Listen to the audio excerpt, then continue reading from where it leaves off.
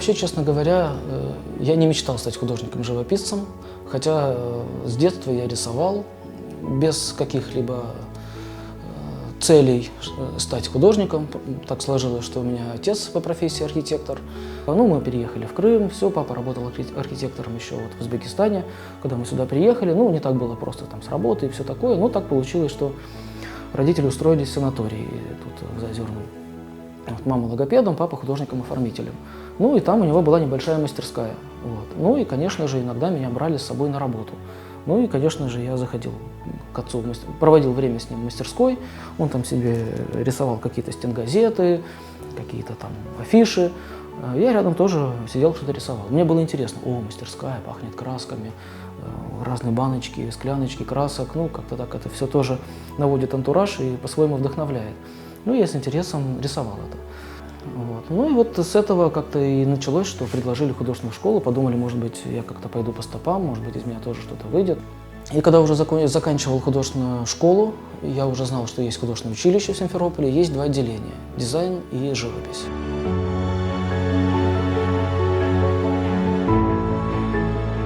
Поступал я на дизайн, был уверен в том, что буду заниматься именно дизайном. По воле судьбы так получилось, что я не поступил на дизайн, мне предложили временно поучиться на живописи. Ну, меня эта атмосфера так поглотила, вдохновила, что я решил остаться доучиться на живописи. И так сложилось, что когда я уже поехал после училища поступать в Харьковскую художественную академию, я подумал хоть на этот раз поступить на дизайн. Когда я уже приехал со своими училищными работами в приемной комиссии, показываю, меня спрашивают, куда ты хочешь поступать. Я говорю, ну, или на промышленный дизайн, или на дизайн мебели.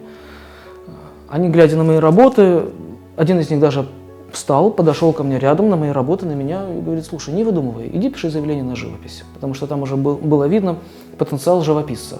Как бы я не сомневался бы в этом, как бы я не пытался бы уйти от живописи, все равно жизнь меня направляла именно в это русло. Ну вот скорее, наверное, так и получается, что не я выбрал профессию, а профессия выбрала меня.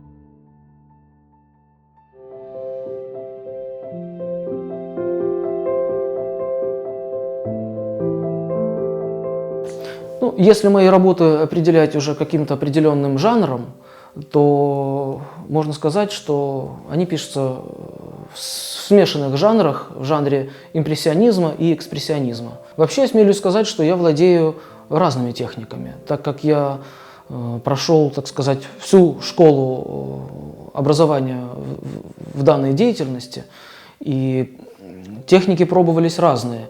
Реализм был актуален ровно до тех пор, пока не появился фотоаппарат, да? Точнее, когда уже утрачивалась актуальность передачи, скажем, там, изображения реалистичным образом, да, на холсте, то так появились художники, так называемые импрессионисты. Они были в свое время новаторами данной техники, вот техники крупным мазком или, так сказать, мозаичным мазком. Время, так сказать, требовало какое-то новое новаторское выражение. Художники начали как-то вот обобщенно работать. Импрессионизм и экспрессионизм подразумевает то, что создающий картину художник, автор в этом направлении подразумевается то, что он передает таким образом прежде всего эмоцию, да, характер цвета, характер настроения от взаимодействия цветов, то есть более какие-то новаторские, смелые какие-то решения в изобразительном искусстве. И моя техника располагает подход здесь и сейчас. У меня такой характер, что я не могу сидеть долго на одном месте, да? То есть я достаточно подвижный человек. Именно поэтому я и выбрал свою деятельность в таком ключе, чтобы это было быстро, качественно, профессионально интересно. Вот я работал все это время над тем, чтобы совместить все вот эти вот качества, которые были бы сопутствующие моему характеру. Я спешу жить.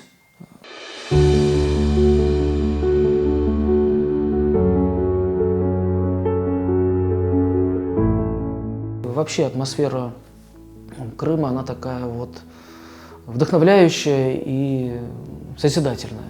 Я люблю вообще ездить по Крыму, открывать для себя какие-то новые места, восхищаться бесконечно. И не только по Крыму, и вообще по разным городам, странам.